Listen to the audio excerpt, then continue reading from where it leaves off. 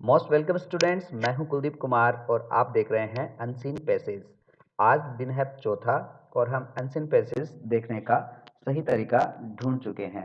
बस करना क्या होता है, सबसे पहले आप पढ़ लीजिए पैसेज को, पैसेज के बाद में क्वेश्चंस को और क्वेश्चंस के बाद में एक बार फिर से पैसेज को पढ़िए और क्वेश्चंस के आंसर ढूंढने की कोशिश करिए।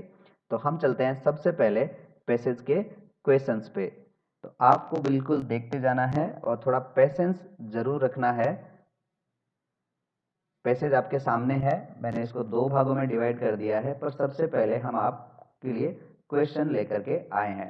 तो सबसे पहला क्वेश्चन है, what is the general thinking of people in a country. तो इसका मतलब है कि थिंकिंग एंड अ कंट्री के बारे में पैसेज में कुछ कहा गया है। दूसरा सवाल है, name the citizens of the European Nations mention here. तो इसका मतलब है, सवाल कह रहा है कि उन सिटीजन्स के नाम बताइए जो यूरोपियन कंट्रीज के हैं और जो इस पैसेज में मेंशन किए गए हैं। इसका मतलब पैसेज में सिटीजन्स के नाम दिए जाएंगे या फिर कौन कौन से देश के नागरिक को क्या कहा जाता है, ये होगा। What is wrong according to the author. Author के अकॉर्डिंग गलत क्या है, इसका मतलब ऑथर कोई ना कोई गलती पे जरूर बात करेगा।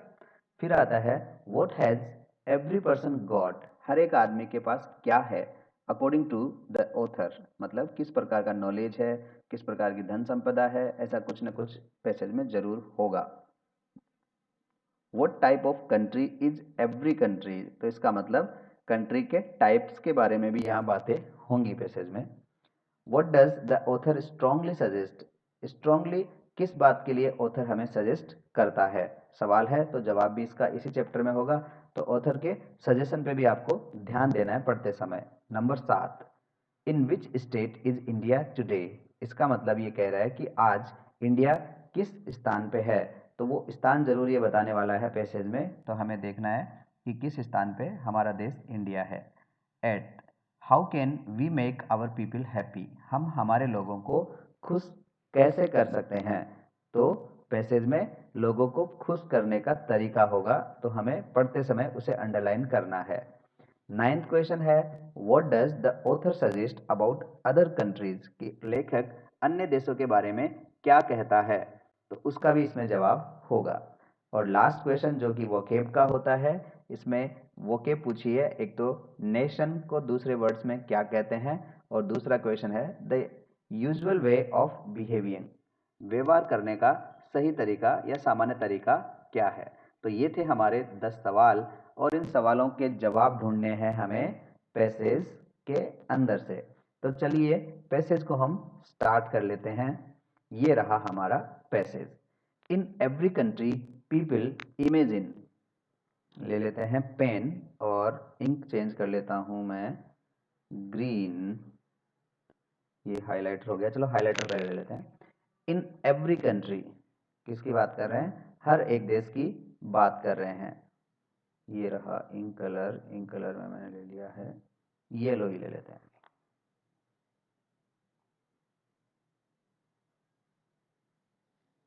Imagine that they are the best and the cleverest and the other are not so good as they are. तो यहाँ से लेकर ये पूरा का पूरा एक ही सेंटेंस है। देखिए यहाँ जगह बताई गई है इन एवरी कंट्री, हर देश में, और सब्जेक्ट यहाँ से स्टार्ट हुआ है पीपल इमेजिन।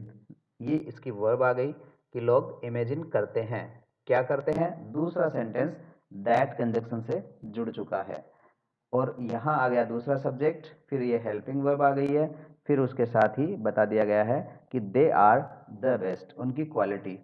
फिर एक और सेंटेंस एंड कंजक्शन से जुड़ गया है और यहाँ कह दिया गया द क्लेवरेस्ट।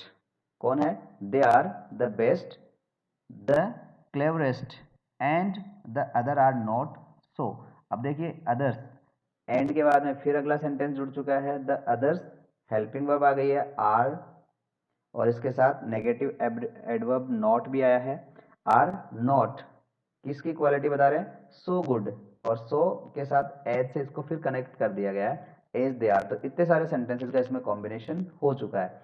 तो हम क्या पढ़ेंगे, पीपल इमेजिन, लोग सोचते हैं कि दे आर द बेस्ट, वो सोचते हैं इन एवरी कंट्री, हर एक देश का आदमी ये सोचता है कि वो अपने आप में बेस्ट है। एंड द क्लेवरेस्ट, और सबसे ज़्यादा क्लेवर हैं, and the others are not so good, और जो दूसरे देश के लोग हैं वो इतने अच्छे नहीं हैं, एज दे आर, जितने अच्छे वो है। तो मुझे लग रहा है समझ में आ रहा है। ऐसे ही फिर हम देखते हैं द इंग्लिशमैन थिंक्स। अब इंग्लिशमैन क्या सोचते हैं, तो द इंग्लिशमैन सब्जेक्ट आ गया और थिंक्स वर्ब आ गई। अब क्या सोचते हैं, दैट से कंजक्ट किया है, और दैट के बाद में कहा है he and his country are the best, तो वो और उसके देश के लोग अच्छे हैं। और बेस्ट के बाद दिया है the Frenchman is very proud of France. अब फ्रेंचमैन अपने ही देश पे प्राउड करते हैं, एंड एवरी फ्रेंच, देश पे और देश के नागरिक पे प्राउड करते हैं, अभिमान करते हैं।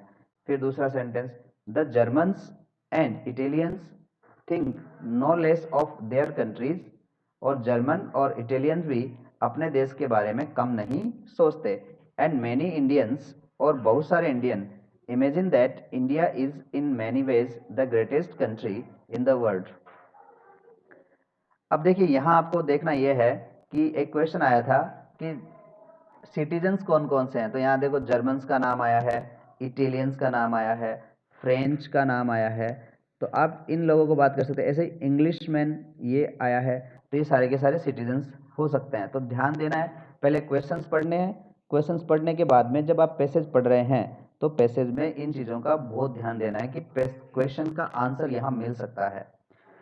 अब कह रहे हैं Indians imagine that India is in many ways the greatest country, और यहाँ तक कि हमारे देश के लोग भी यही सोचते हैं कि हमारा देश भी दुनिया में कई चीज़ों में बहुत ज़्यादा महान है। ग्रेट, ग्रेटर, ग्रेटेस्ट, तो यहाँ सुपरलेटिव डिग्री का भी बहुत ज़्यादा यूज़ हुआ है। इधर भी देखो बेस्ट हुआ है, क्लेवरेस्ट हुआ है, और भी आप ढूंढ सकते हो, फिर बेस्ट आया है और यहाँ ग्रेटेस्ट आया है।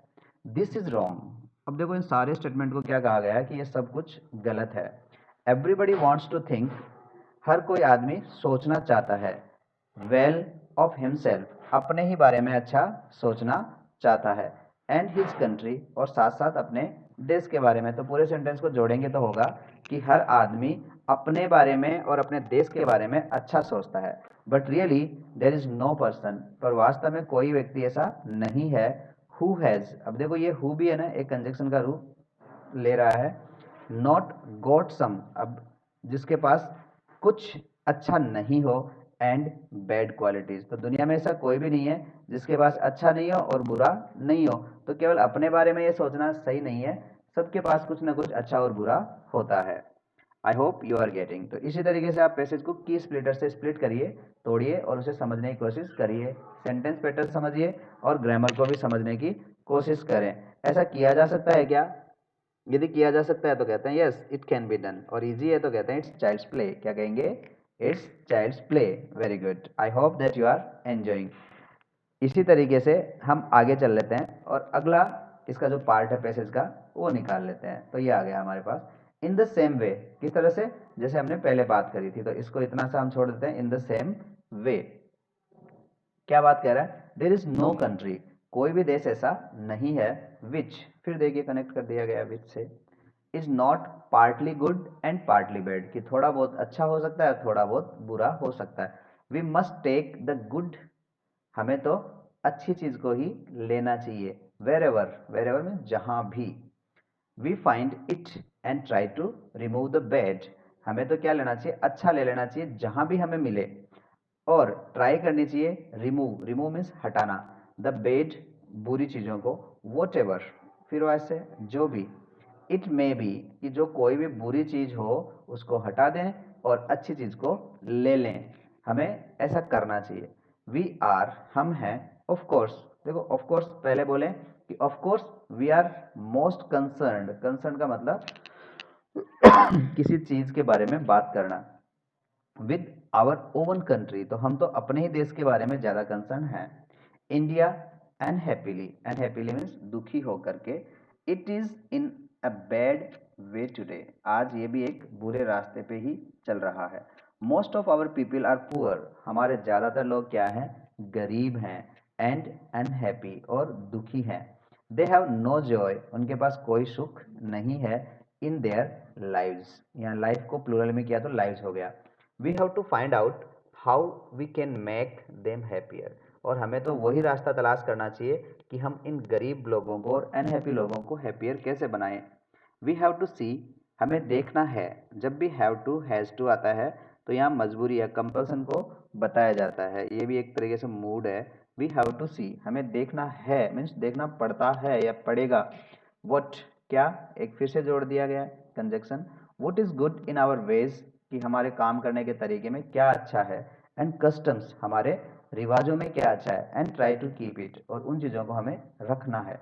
And whatever is bad, और जो भी बुरा है, we have to throw away, हमें उसे दूर फेंक देना है मीन्स छोड़ देना है।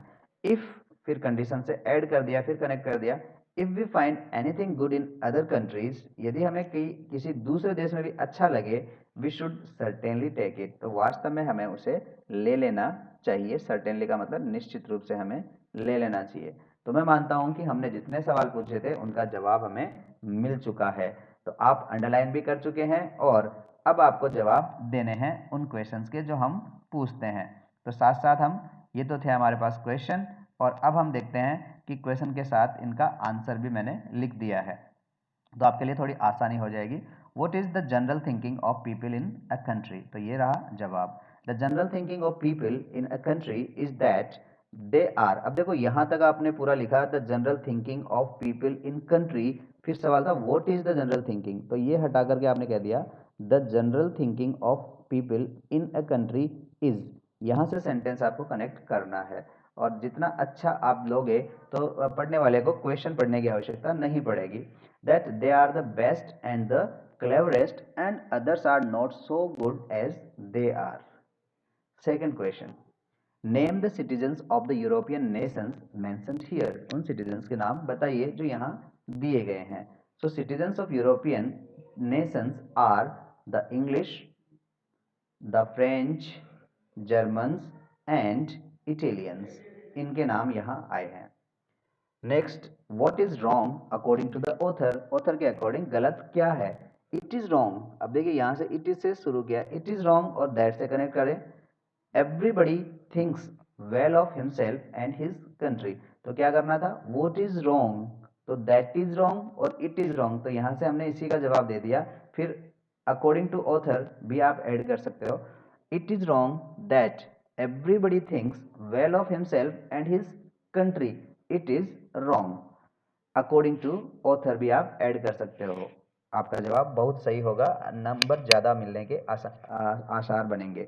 What is every person got according to the author, हर एक आदमी के पास क्या है ऑथर के अकॉर्डिंग, तो देख लेते हैं। अकॉर्डिंग टू द ऑथर हमने देखो शुरुआत यहां से करी है, या फिर ये भी कर सकते हैं every person has got, every person has got का मतलब उससे मिल चुका है some good and some bad qualities according to author, यहां से भी स्टार्ट कर सकते हैं और इसको लास्ट में भी लिख सकते हैं, तो दोनों ही तरीके हमारे लिए सही होंगे। यहां से भी आप इसको लिख सकते हो अकॉर्डिंग टू द ऑथर, या फिर यहां से स्टार्ट कर सकते हो every person has got some good and bad qualities. तो ये थे आपके 4 क्वेश्चंस के आंसर। अगली स्लाइड में हम लेते हैं अगले 4 क्वेश्चंस के आंसर। तो देखो धीरे धीरे समझ में आ रहा है, पर बस आएगा, प्रैक्टिस करते रहो। What type of country is every country, हर देश किस प्रकार का देश है, आंसर होगा every country is partly good and partly bad, थोड़ा अच्छा भी है और थोड़ा बुरा भी है, तो इसमें तो कोई ज्यादा हार्ड नहीं था। What does the author strongly suggest, क्या सजेशन देता है strongly author, the author strongly suggest that, अब देखिए यहां से मैंने दैट से कनेक्ट कर दिया, ये आदत बना लीजिए लिखने की। राइटिंग आपकी नीट एंड क्लीन होनी चाहिए, आलस से बिल्कुल नहीं करना है, जितना हो सके उतना लिखना है, और रोज डेस्क वर्क करोगे ना तब जाकर के एग्जाम्स में आपकी हैंडराइटिंग इंप्रूव लगेगी। We must take the good wherever we find it, जहां भी मिले अच्छाई को हमें ले लेना है और बुराई को रिमूव कर देना है। And try to remove the bad whatever it may be, चाहे वो किसी भी चीज में क्यों नहीं हो। In which state is India today, आज इंडिया की हालत क्या है, किस स्थिति में इंडिया है, तो जवाब साधारण सा है India is in a bad state today, आज इंडिया की हालत बुरी है। ये आपको बना करके लिखना पड़ रहा है क्योंकि कई बार पैसेज में वो चीजें नहीं आती। Most of our people are poor and unhappy, ज्यादातर लोग हमारे क्या है, पुअर है और अनहैप्पी है। They have no joys in their lives, तो उनकी ज़िंदगी में कोई जॉय नहीं है। तो इस तरीके से हम कह सकते हैं कि India is in a bad state today. Next question, how can we make our people happy? हम अपने लोगों को खुश कैसे कर सकते हैं? तो इसका जवाब है we can make our people happy if we keep good ways and customs and throw away whatever is bad. तो we can make our people happy, ये कहना how can we make, so how की जगह आपने लिख दिया we can make our people happy और condition लगा दी इफ। तो इफ से इस सेंटेंस को कनेक्ट कर दिया। We keep good ways and customs and throw away whatever is bad. तो हम अच्छे अच्छे रीति रिवाजों को तो रख लें और बाकी जो भी बुरा है उसको हटा दें। इस तरीके से हम अपने लोगों को हैप्पी रख सकते हैं। अगला क्वेश्चन, नाइन्थ क्वेश्चन को देखते हैं। What does the author suggest about other countries? Author दूसरे देशों के बारे में क्या संदेश देते हैं? तो कहते हैं द ऑथर सजेस्ट दैट। अब देखो वही बात है कि आपको यहीं से क्वेश्चन की लैंग्वेज उठानी है और उसी से शुरुआत कर देनी है। शुरू में आपको ये चीज़ें लिखनी है। कंडीशन से जुड़े तो कंडीशन से जोड़ दीजिए, बट से जुड़े तो बट से जोड़ दीजिए, दैट से जुड़े तो दैट से कनेक्ट कर दीजिए। If we find anything good in other countries, we should certainly take it. तो हमें क्या करना है? What does the author suggest about other countries? उनमें कुछ अच्छा ही हो तो उनमें से हमें अच्छी चीजें ले लेनी चाहिए। Next question and the last question, find the word from the passage which mean. Passage में से वो क्वेश्चन छांट लीजिए जिनका मतलब होता है नेशन। तो नेशन का जवाब होगा अ कंट्री। और अगला है the usual ways of behaving, वो होगा कस्टम्स। तो कस्टम्स को ही हम कहते हैं कि हमारे रिवाज क्या है, हमारे तौर तरीके क्या है। तो चैम्प्स, ये था आपका पैसेज। अब आप 11th क्लास से 12th में जाएंगे, 12th से आप फर्स्ट ईयर में आएंगे और फिर एग्जामिनेशंस में भी आपको इसी तरीके से पैसेज को सोल्व करना, शॉर्ट आउट करना आना जरूरी है।